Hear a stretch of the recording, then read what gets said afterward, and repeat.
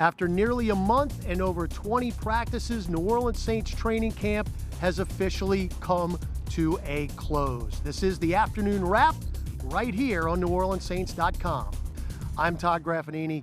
This is John DeShazier. JD, training camp has officially come to a close, much to the relief of the players and everyone who's been coming out here every day and covering practices. But tell you what, it was a grind, it's done, and now the regular season is really in sight. You know, I was about to say relief for the players, man. It's hot out here. But yeah, we're glad to have it over with.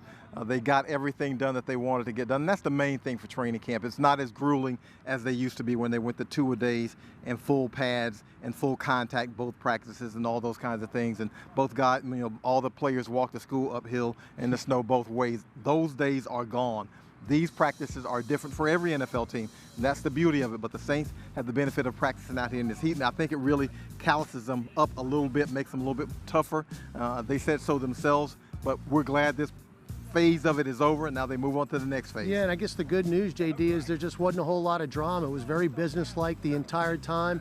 The only suspense was when Michael Thomas was going to come to camp, and that didn't last very long. So very smooth sailing, so to speak. Yeah, pretty businesslike. You get all the work done. You try to do it with the minimal distractions and injury here or there that's going to happen during training camp. But for the most part, I don't think anything catastrophic happened.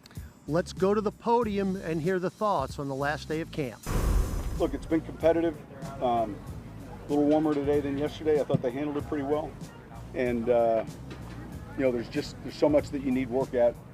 And there's so many different situations you have to cover, and you're trying to prepare for everything, and yet you're also trying to prepare them to think the way you think relative to timeouts, where you're at on the field, and how you have to play a game. When training camp breaks, it means two things to me. It means, number one, all the meetings are here instead of the meetings being at the hotel in the evening. And then the second thing it means is that the players with housing can stay in their homes. There'll be a number of players that still stay in the hotel. Those are the two things so the schedule can change a little bit, but back when you were on a 2-a-day schedule, when training camp broke, it meant you were into a single practice day. Well, we're already, into single practices. So the time shifts a little bit. But this week, basically, we're finishing, that hotel meeting, and much like in prior years, we'll move to a different schedule now. I mean, we still had to practice and everything, get better or whatever, but just knowing we out of camp, it's just a relief. We've been here since, a month now, just practicing and just being in the hotel, man. I just want to be at home in my own bed and just relaxing, But it's just a relief, really. I mean, right now we still in it. That's all I know. Camp is a grind, and it's supposed to be a grind. It's kind of like the egg and waste theory. You want the camp to be hard so the season is easy. And, it does feel better when you take the ankle weights off. But, right now we're kind of still in the grind until he turns loose. Well, JD, running back Alvin Kamara has been in here before. This is his third season now as the Saints tailback. And the mindset for him a little bit different when he came into camp a couple years ago as a rookie. Yeah, he's looked the natural since he arrived. I mean, he fit in so smoothly. You wouldn't have known there were any difficulties for him, and yet he says there were. So, really nice that he's improving, going along. You say improving, the guy's been an all-pro already, and he's also been to the Pro Bowl, but he's an improving player. Let's hear from running back Alvin Kamara on finishing his third training camp.